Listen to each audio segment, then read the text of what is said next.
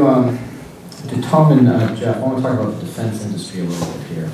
So a couple of years ago, the Wall Street Journal wrote an article about a theft, reported theft of engineering data regarding the F-35, the Joint Strike Fighter, and design information about the electronic systems, etc.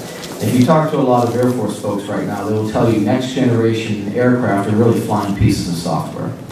And fast forward to former Secretary Gates' last trip to China. The day before he landed, the Chinese decided to unveil their new next generation aircraft, which looked shockingly familiar, like the F-35. Now, we can say, right, there was theft here, and it takes more than just designing the plane. You gotta know how to fly it, you gotta know how to train it. But there are two issues here that are worth commenting on.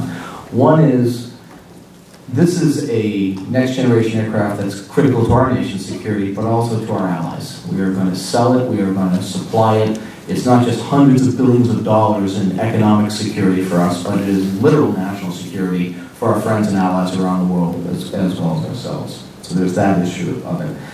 And that's where the defense industrial base security becomes important. Second part of it is, because it is that flying piece of software, the commander of the Navy's 10th Fleet, who has the honor of commanding the only fleet that doesn't have any ships, because it is an electronic warfare fleet, has said publicly he worries about loss of control of kinetic weapon systems because of cybersecurity vulnerabilities.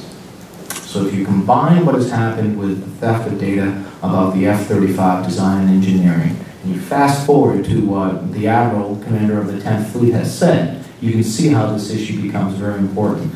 So, Tom, to you first, and this is what I would consider to be in that advanced persistent threat world that you mentioned. You could talk a little bit more about how, in the APT world, the techniques they use, how are they persistent threats, and why this is qualitatively different than what we usually see with cybercrime. And then, Jeff, I'll ask you from a defense industry perspective to comment about what are we doing to secure the nation's defense industrial base, and what are some of the challenges you see in this advanced persistent threat environment. So, Tom, first you. Right, so on the question of APTs, the fascinating thing about these things is that to successfully execute such an attack, you need a multi-level strategy.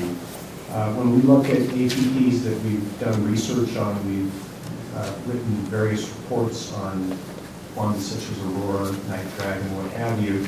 What's fascinating about them is the fact that there's usually an intelligence front end to it, where the organization spends time identifying soft targets, human assets in an organization that have the ability to execute the malware.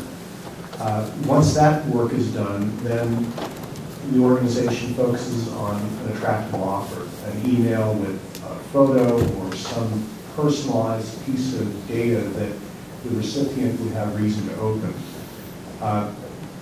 Then it's the execution of that electronic offer, which usually has hidden malware in it.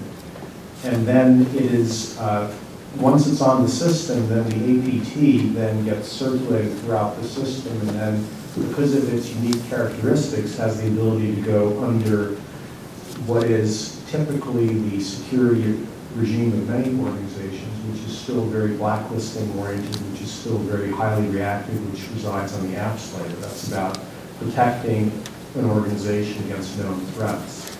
And then the APT then, sits undetected, taking out IP. It's a big issue. To address it, we need better innovation from a technology point of view. And we're driving that, other organizations are too. It takes good policy, and then it also takes the human element, a lot of training that organizations need to focus on. So if you see emails that don't quite look right, or even emails that do look right, you really need to, as a user, think twice about them. Yeah, thank you, Roger. From our perspective, if I can just speak generally, there are three facets to the way that we implement our procedures, processes to protect our product, and by product I mean generally their weapon systems, although product that we export globally around the world that are not weapon systems. protect our people, protect our infrastructure, as well as protect our clients. And there's overlap among and between the three of them, but the underlying foundation that we believe is very critical to every business represented in this room and every government entity is the investment we make in our human capital. And that's very, very critical to us. Quite frankly, in the cyber domain, there isn't enough human capital to go around to meet all the demand, and it is growing demand. So what we've done is we have invested heavily in an initiative just to do that, where we have, in some cases, designed our own courseware, in some cases, through make-buy rationale, we outsource it, but a series of modules that are all aligned with protecting our infrastructure, protecting our customers, protecting our product. And both at the executive level, to enhance awareness of the issues. Someone at Secretary Chertoff's level doesn't necessarily need how to actually write secure code, but having an appreciation for all elements of better securing a defense industrial base, even at an executive level, is very important. And then down to the practitioner level, where there's a lot of hands-on activity going on, to both from an offensive side as well as a defensive side of the equation. So that's really the focus for us, Roger.